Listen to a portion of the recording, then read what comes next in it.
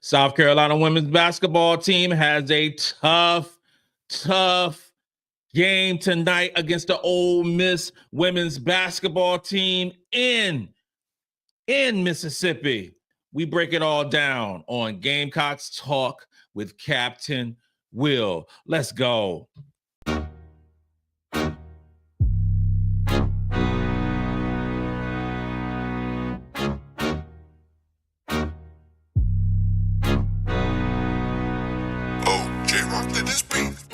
Welcome to another episode. Welcome to another episode of Gamecocks Talk with Captain Will. I'm your man, Captain Will. Make sure you like, make sure you share, make sure you subscribe to Gamecocks Talk with Captain Will so I can continue to bring you that gospel, the gospel of Gamecocks every single day. Thank you for tuning in. I appreciate the love. We have a good one today, y'all. I said we have a good one today, y'all. We talking about the South Carolina women's basketball team, the three-time national champions, taking on the Ole Miss Rebels in Oxford, Mississippi. Talk about the keys to victory in this SEC showdown. This game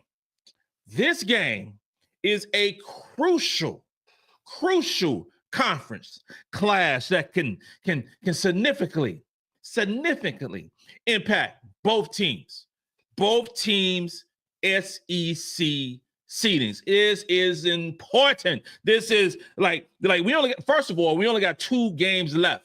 We have 2 games left in the regular season, and this is so important. It's important to South Carolina because right now, South Carolina women's basketball team is tied for first place against Texas. Okay, that's the first thing. We tied in first place with Texas, and for ungodly reason, for whatever reason it is, that the conference championship will be decided if it's tied by a coin flip. Whoever thought that need to be checked. That is crazy. Makes no sense at all. That everything comes down to a coin flip. Not at all. Makes no sense. Makes no mistake. No sense at all. Got me choked up coming back from going to see our son running track and got me choked up being back in the crib. But it's all good. It's all good. It's Captain Will in his full glory. So and what if we lose? What if we lose to Ole Miss on tonight at 9:00 on ESPN? What if we lose? If we lose this basketball game, we drop to a tie for second place in the SEC standings with LSU. Nobody wants that. Nobody wants that. Nobody wants to be in that situation where we are tied with LSU. And then I guess it's a coin flip for that too. So we lose this basketball game, we could potentially be playing for second or third seeding in the SEC tournament, which starts next week. No, we don't want none of that. We have to win this basketball game. We need to win this basketball game on their own court. We need to win this basketball game and look good doing it. And South Carolina needs to take care of business tonight. Need to take care of business. Predictions are like 11-point, favorite for the Gamecocks. That's what Vegas said last time I checked. But I get my own predictions at the end of the show. And now South Carolina has a plethora of strengths. Plethora. I always like that word, plethora of strengths. And when we breaking down, South Carolina women's basketball team in its whole totality, this is a game that we should win. Okay. Make no mistake about it. We have more talent than Ole Miss. They are a very good basketball team, but Carolina has way more strengths than Ole Miss does. And we have less weaknesses than Ole Miss does. The field goal percentage allowed, starting with the defense, field goal percentage allowed. South Carolina is 5th in field goal percentage allowed. And that is a real factor because, field goal percentage is a direct reflection of, solid defense, defensive ratings, actually guarding. And South Carolina is led in defensive rating by none other than Sania Feagin. Sania Feagin's defensive rating for the season is 77.5. MiLaysia Fulwiley, defensive rating, second on the basketball team is 77.9. Third is Chloe Kitts. Her defensive rating for the season is 77.9.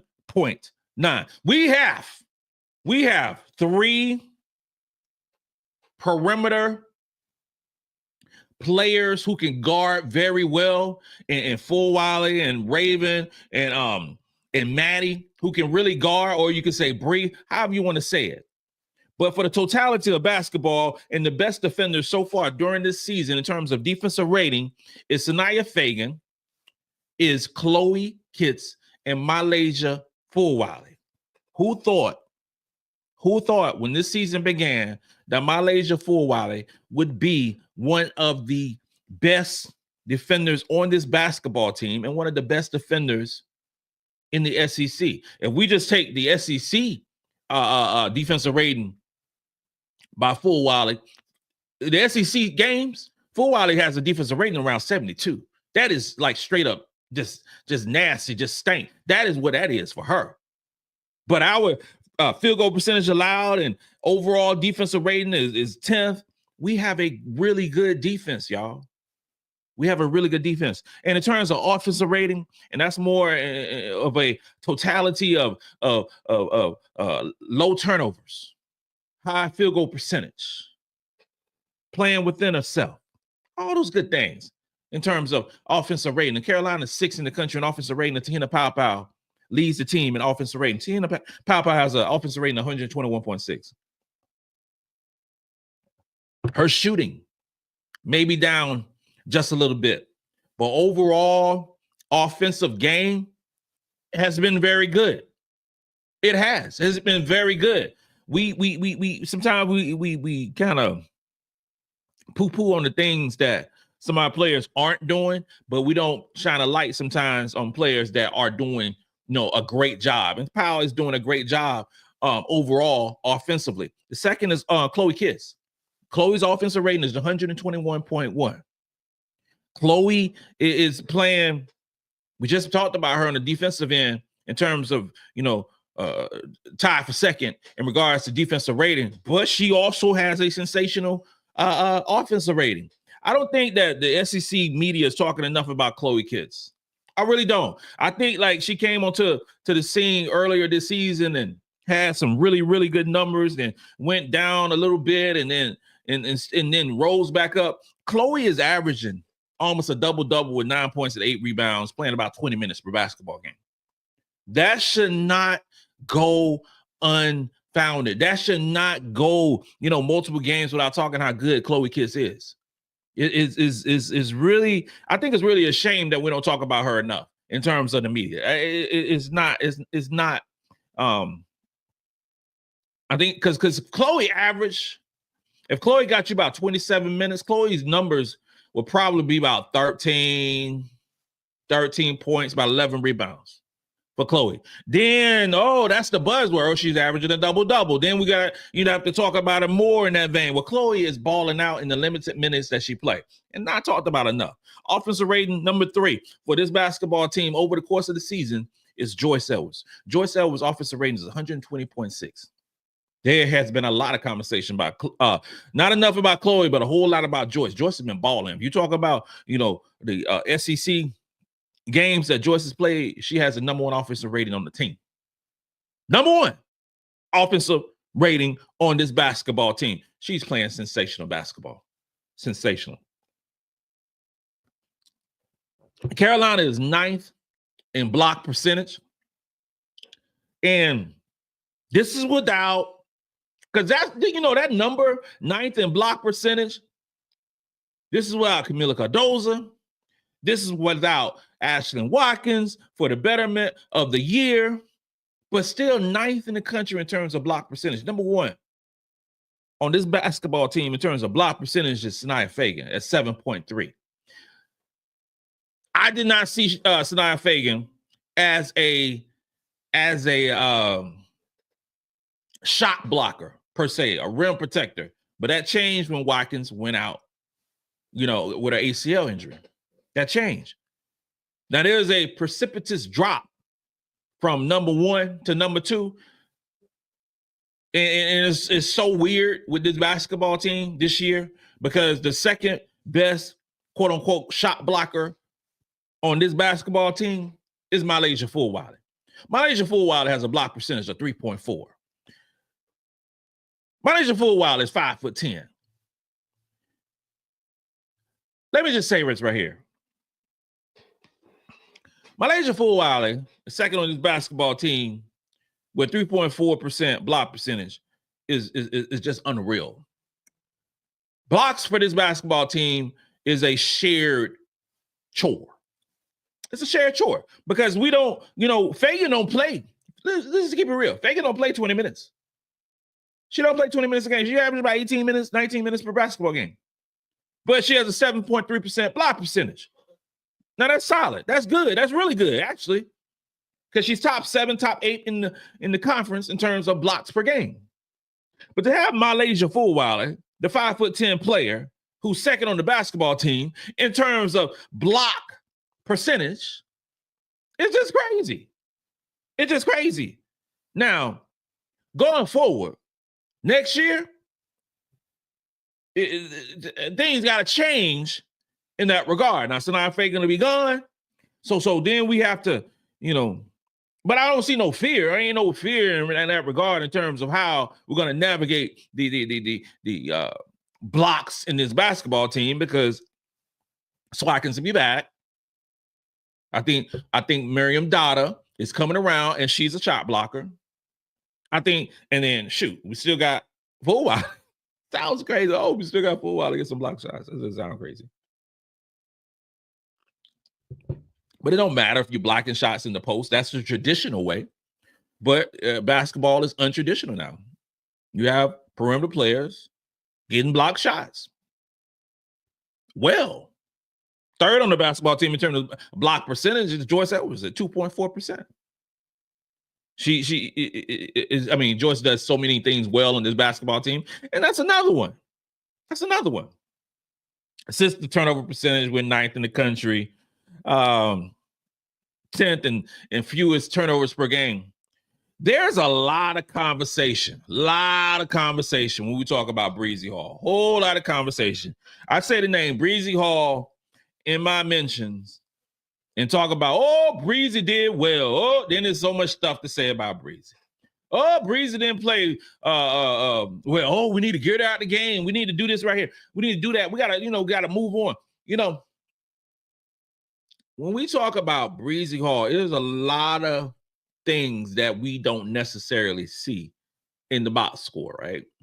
But it's a lot of great things that Bree does. One of those great things that Bree Hall does is, first off, with 10th and fewest turnovers per game, okay? Bree Hall is first on this basketball team in terms of turnover percentage. Bree, by far, actually, her turnover percentage is 8.2%. Watch the games. During the offseason when we bored and we are just fiending for basketball and it don't show up back again until November, because it happens. It's going to happen. And then, that's how we roll. But watch Bree Hall. She don't have turnovers. Very few turnovers. So you're talking about a player, and we're doing a turnover percentage 8.2% over 100 possessions. That's crazy. That's Bree Hall. Second on the basketball team is Tahina Pow at 12%. Again, limited turnovers. Third on this basketball team for the season. And who had this right here on their bingo card? MiLaysia Fulwiley at 13.2%. MiLaysia Fulwiley has limited her turnovers. She is playing better all around basketball. MiLaysia Fulwiley is turning, before our eyes, she is turning into a complete basketball player. She has a razzle dazzle, but she's also the last 2 basketball games finishing at a high percentage. She's limiting her turnovers. She's playing great basketball. She's playing high quality defense. MiLaysia Fulwiley right now is playing sensational basketball. Always need some coffee in the morning. Always. In offensive rebounding percentage, Carolina is 16th in the country. I've talked about Chloe Kitts in terms of her defensive rating. I talked about Chloe Kitts in terms of her offensive rating. How about Chloe Kitts is number 1 on this basketball team if we talking about offensive rebounding percentage? Chloe Kitts is 15.5 offensive rebounding percentage and leads our basketball team by a nice little margin. The 6'2", great offensive rebounder from Florida is doing work. Second on the basketball team is Joyce Edwards at 12.3 offensive rebounding percentage. Third, Sania Feagin at 9%. You know, I'm not surprised that obviously it should be, those should be the 3. Obviously, being our leaders in terms of offensive rebounding percentage. I would like for Feagin's offensive rebound percentage to go up more, but right now, that's what it is. That's what it is. Chloe, this is why I always talking about it. I always talk about it, and this is why I believe that Chloe should play way more minutes than she's actually getting. Is she's our best offensive rebounder. She's our best defensive rebounder. She is top 2 in defensive rating. She's, top 2 in offensive rating. How do we have a player like that playing half the game? That's all I'm saying. That's all I'm saying. And against quality teams, especially a game like tonight against a Ole Miss basketball team who can rebound the basketball very well, Chloe should be getting some solid minutes. I don't want Chloe Kitts playing no 20 minutes in this basketball game. She got to rebound the basketball. She has to rebound the basketball. That's it. Okay. And we can go through, field goal percentage, top 25 assists per game, 28th, 40th and 2-point percentage. We can go on and on and on in that regard. But those are our key, our elite type, strengths for the South Carolina women's basketball team. Now we talk about the weaknesses by Carolina. It's not many. It's only a couple. Real talk. It's only a couple. So number 1 is defensive rebounding percentage. I've been saying this over and over and over, and I'm going to continue to say this over and over again throughout the year because apparently it's been a problem, and we don't have a whole lot of games left to fix it. Will it be fixed? I don't know. This is the team that we are. Maybe this is the team that we are. Carolina's 168th in defensive rebounding percentage. Chloe, who I just mentioned before, has a defensive rebounding percentage of 22.3. Way ahead of the next player in terms of defensive rebounding percentage. And that's, Sania Feagin at 15.9%. And then number three on this list is Raven Johnson. Raven Johnson, in terms of defensive rebounding percentage, is a little bit below Sania Feagin. Sania Feagin is 15.9. Raven Johnson is 13.1. Raven Johnson 5'9". Okay.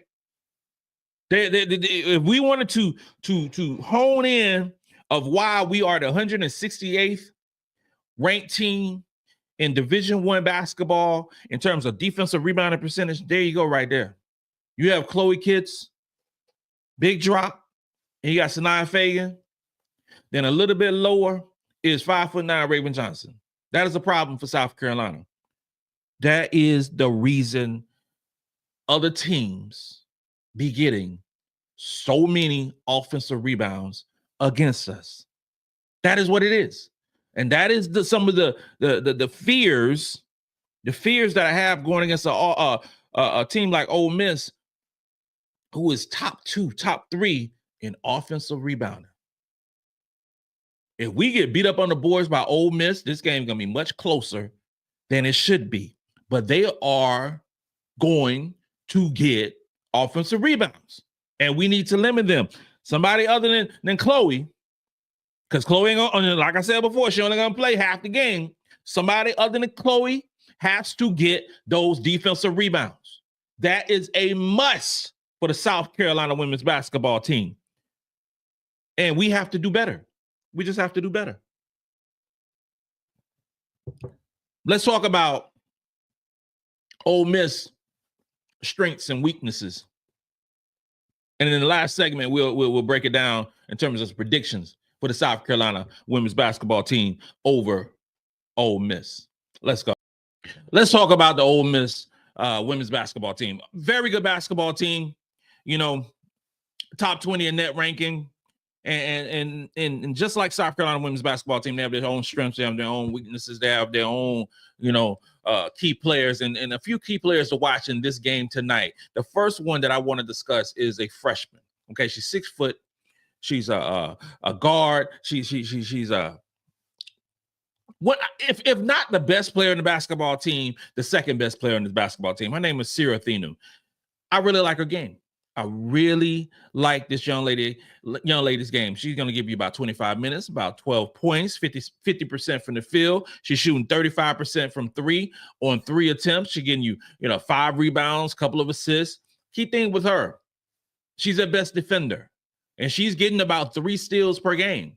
Only 1 turnover. One of the reasons that Ole Miss's basketball team and Coach Yo are successful is this young lady, because they're disruptive. They get in passing lanes. They put pressure on them. And with her averaging 3 steals per basketball game and number 1 on the basketball team in terms of steal percentage, that's special. That's a problem for South Carolina. Now, thankfully, South Carolina take care of the ball well, but this is something to look at when we watch this basketball game. Watch number 0. Watch who she's guarding. I think she's going to guard probably Tahina Pow. But she comes off the bench.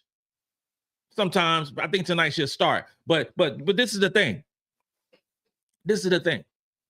If she changes the game defensively for the Ole Miss team, it really swings the pendulum in their favor. If Carolina basketball team, the three-time national champions, who are 10th in fewest turnovers allowed, have a game where we are turning the ball over 20 times, 18 times, that is a problem, and that is a plus for Ole Miss. The second one we're going to talk about is Madison Scott. Madison Scott is their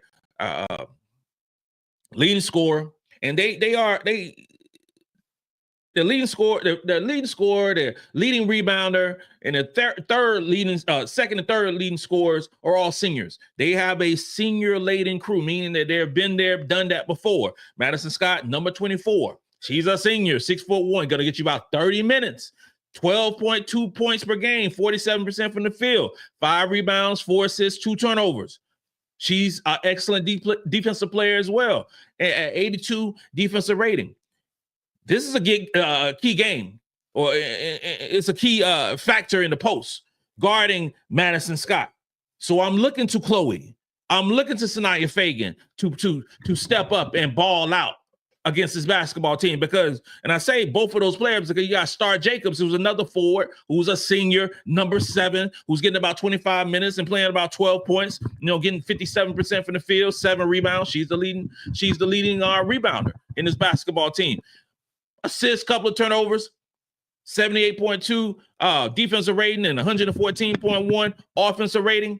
This is a big game for our post players. Okay, this is not the situation where we need to shrink in defensive rebounding. This is the game that we know Ole Miss is a terrific offensive rebounding team. They're number 4 in offensive rebounding percentage. And Star Jacobs is leading the pack with 15.5% offensive rebounding percentage. We have to play so well on the defensive rebounding end.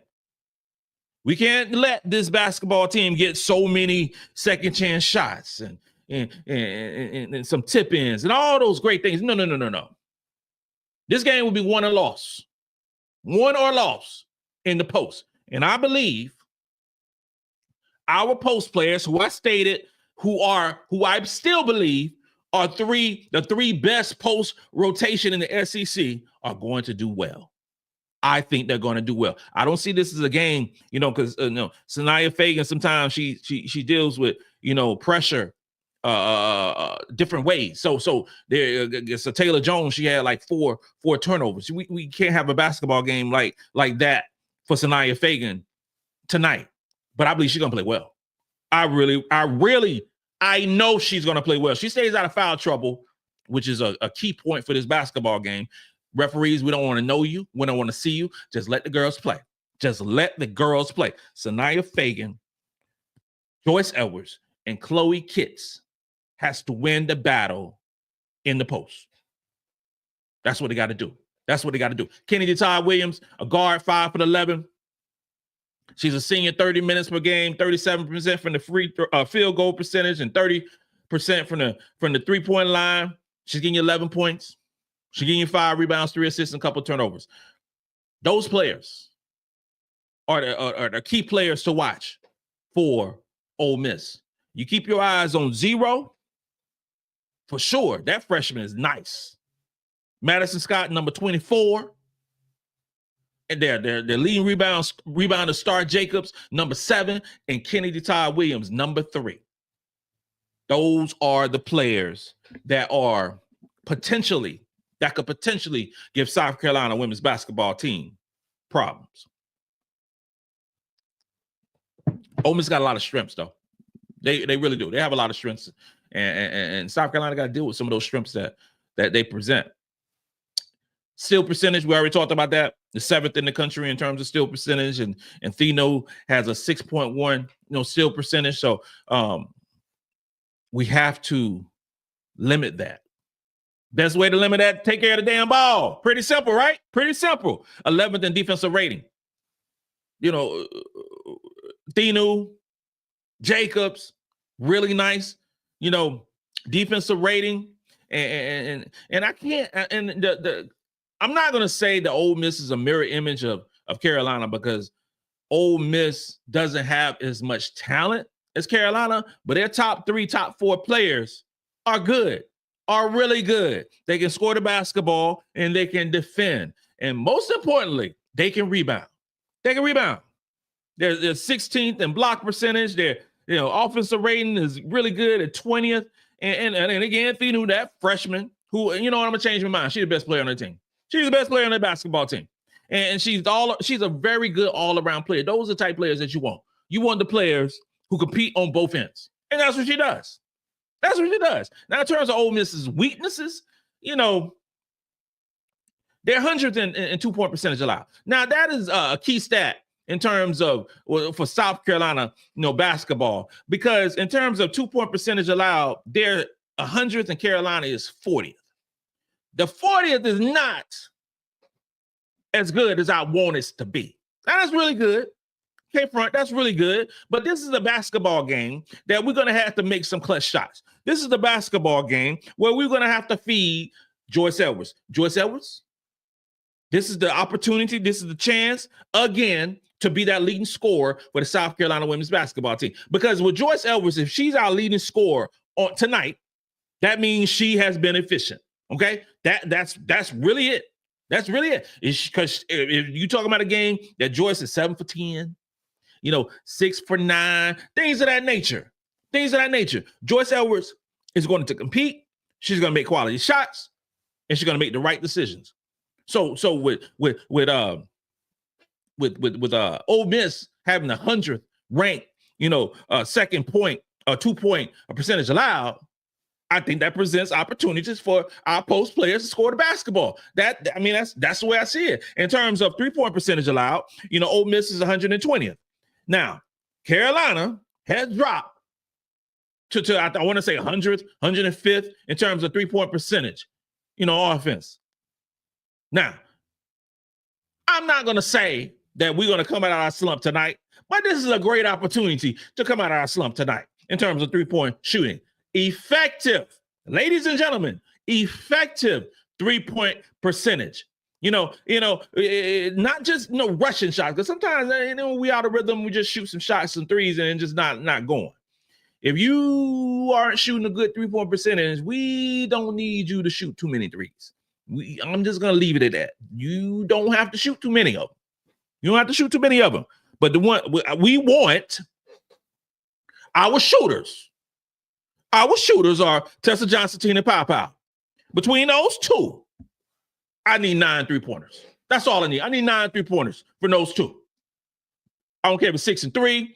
I don't care if it's 5 and 5. That's 10. I want 10 3-pointers. That's what I want. I'm gonna change my mind. I don't care if it's 6 and 4, 5 and 5. I don't care what it is, but I want 10 3-point attempts from these two ladies. That's what I want. Now I want a really good percentage now. So if we do 10 3-pointers from Powell and Tessa, I'm talking about 4 out of 10. 40%.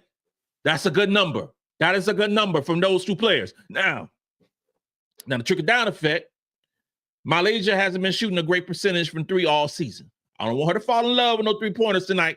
I don't. I want MiLaysia to put pressure on them, get them in foul trouble.